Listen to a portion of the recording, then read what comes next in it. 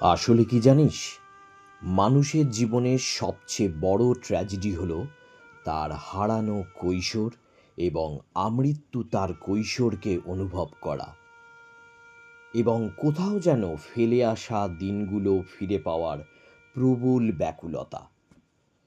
যেমন আজও মনে পড়ে প্রবল বৃষ্টিতে বন্ধুদের সঙ্গে কাগজের নৌকো ভাসানো, কুমিরডাঙা খেলা, লুকোচুরি।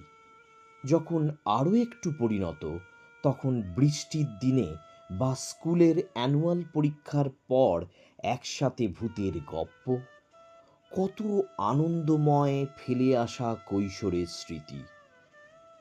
আর আজ আরও বড় ট্র্যাজেডি হলো এই অদ্ভুত কর্পোরেট জগতে নিজেকে বা নিজেদেরকে যান্ত্রিক করে তোলা, যার কোনো শেষ নেই, যার কোনো দিনও শেষ হবে না, শেষ হতে পারে না, হয়তো শেষ হওয়াটা উচিতও নয়।